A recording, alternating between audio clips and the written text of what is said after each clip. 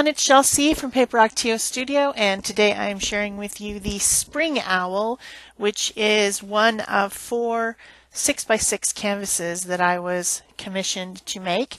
And these were meant to be hung as a set of 4 with a season for each one with an owl on it. So this particular one is the spring one. I will link in the iCard above the other 2 that I've published, which is the Fall Owl and the Summer Owl. And so you can go back and look at those if you haven't seen them already.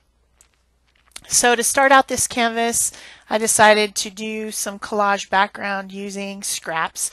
I have lots of scraps. Most of them are Deli paper, which is a lightweight translucent paper, but very sturdy. It's not like tissue paper. It's a different type of paper.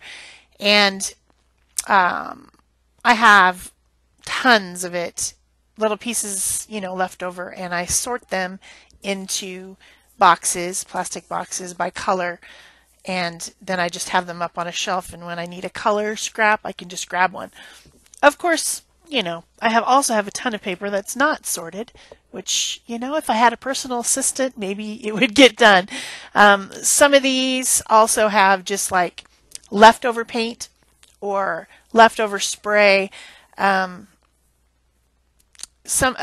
few of them are like packaging. That one is a packaging one from, I think, a set of ink sprays from Canvas Corp brands. That one is a gel print for sure. There's a little piece of the inside of a security envelope. Then that one that I'm just putting on now is inky kitchen towel, paper towel. And I'm not thinking about the weight of the paper or what it originally was. I'm only thinking about the color and the pattern as I'm creating this background. Of course, when I think of spring, I think of pastels. I think of flowers. I think of things blooming, things growing, that bright green color that the new sprouts have, and then all the pretty colors that come up with all the different flowers and things. So I'm concentrating on those types of colors as I'm picking my scraps, and I'm kind of starting down green and then moving through blue turquoise up into pink and purple, which is kind of like a sunset sort of, but just filling up the whole background with color. I love color. I'm obsessed with color. Color means so many things to me and expresses so much of how I feel and my mood, and so that's like my go-to thing. And I also love collage. So then, like I said before, I wanted pastel. I wanted light and springy, so I watered down some white gesso and just went over my background to kind of mute it a little bit to make sure that everything is blended together into a cohesive whole. Then I have these weird little stencils that I got at Tuesday morning. They're sticky on the back. They have like some type of a weird adhesive stuff on the back, and I think that the idea of them is to maybe use them for home decor projects where it might not be flat, and so this adhesive helps it stick if you're going to do like some kind of a round surface of some sort. And they're little, but for this they worked perfectly. I was just adding some fronds, some fern, some sort of plants, because of course things are growing in the spring, and just kind of filling up that lower space. Then of course we're going to need flowers, and so I use another little section of stencil, might be from a different one, I'll have to look, that has kind of a interesting little flower on it, and I use different colors of pinks, purples, and whites to add these blooms. Do ferns have blooms? No, I don't think so, but it doesn't matter. I'm just making the idea of blooming pretty little flowers and fronds that you would have in the spring. That's the whole point. I make sure to do the sides of the canvases as well. I want these to be able to just be hung up immediately without any frame, so I always decorate all the way around, whether it's collage or paint. I make sure that the design goes completely around the edges of the canvas. So once I'm done with my background, I start to think about what owl is going to be on here and what it's going to be perched on. I decide to create a branch that's coming out across the lower part of the canvas for my owl to sit on. So I use deli paper for this because it's see-through, so I can see the canvas, I can see the background behind and really get an idea of what my branch is going to look like on the canvas.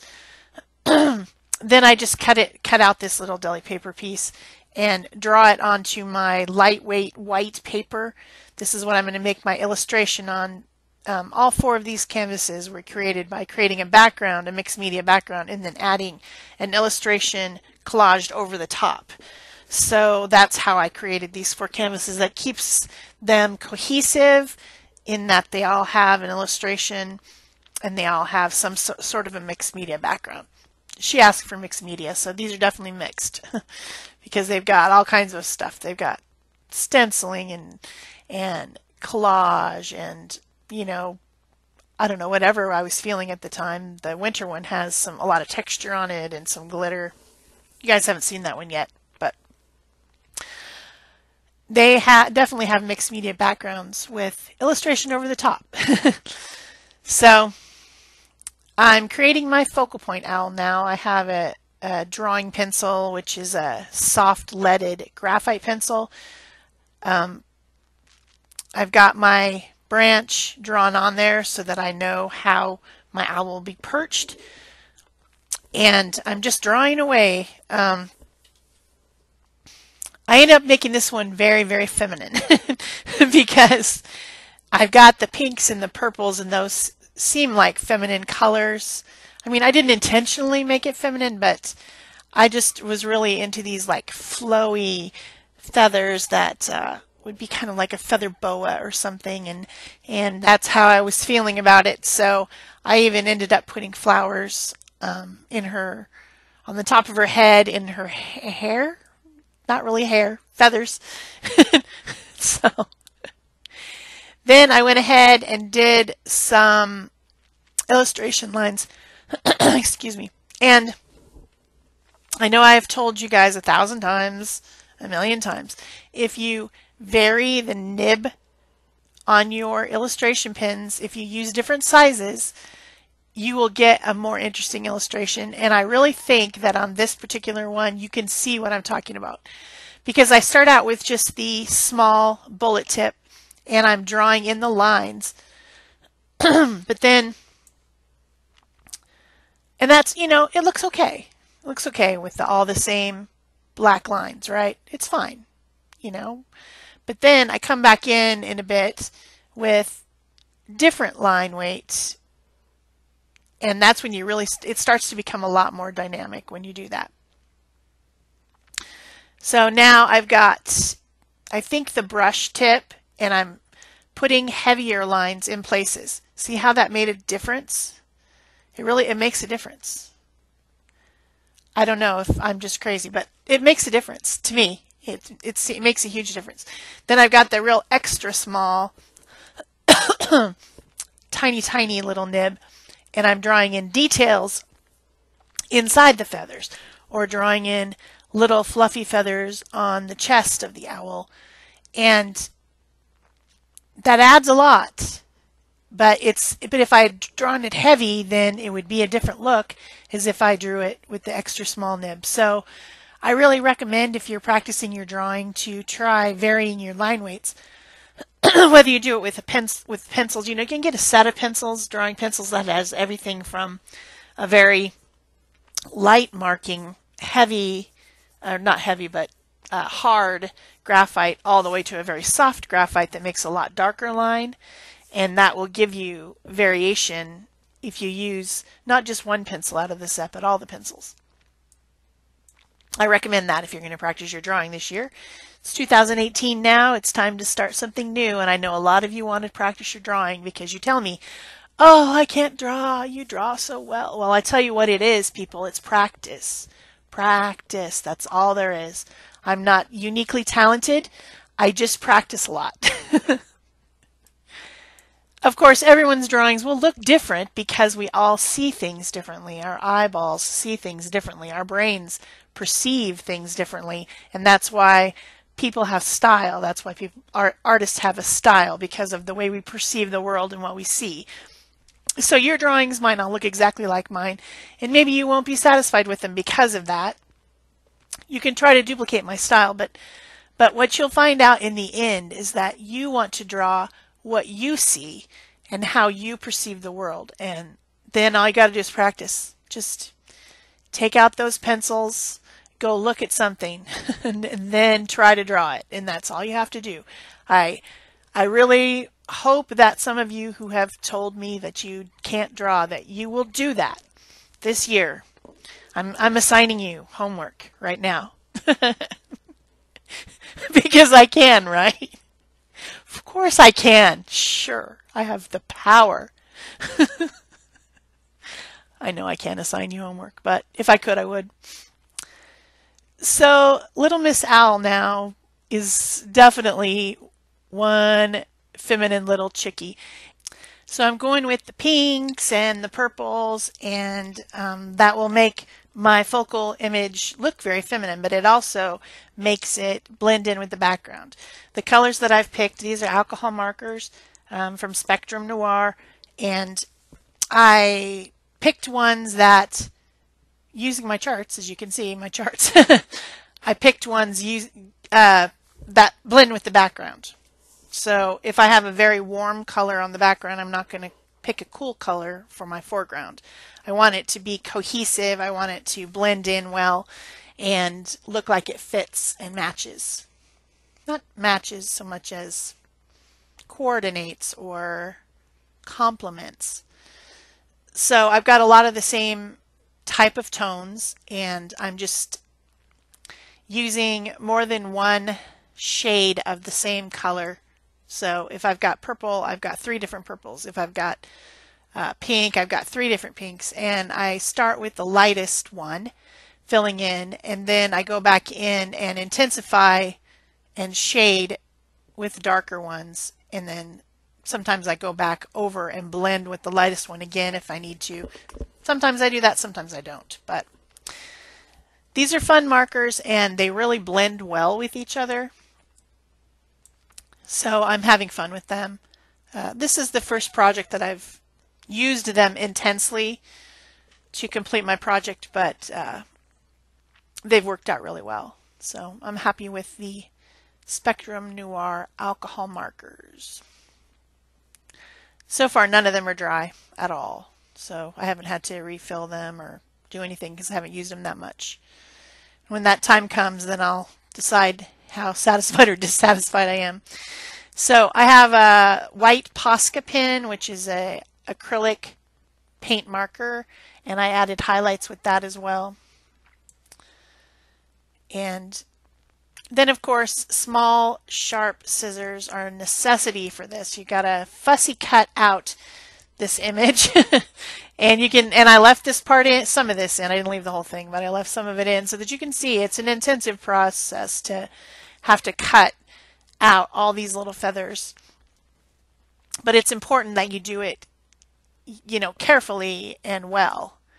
Don't just cut around it in a circle and slap it on there and think that it's going to look good. It's not. You're going to have to really take your time. So then for my branch, I had this gel print, and I thought it was perfect. It looked exactly like bark. So I'm just using that other little pattern that I made, and I'm sticking it onto it so that I can cut it out later. Then I decided I want some mushrooms. I think mushrooms look really cute in a forest, ferny type of an area. So I drew a couple different mushrooms on this scrap of the text weight paper. I end up only using the ones on the right.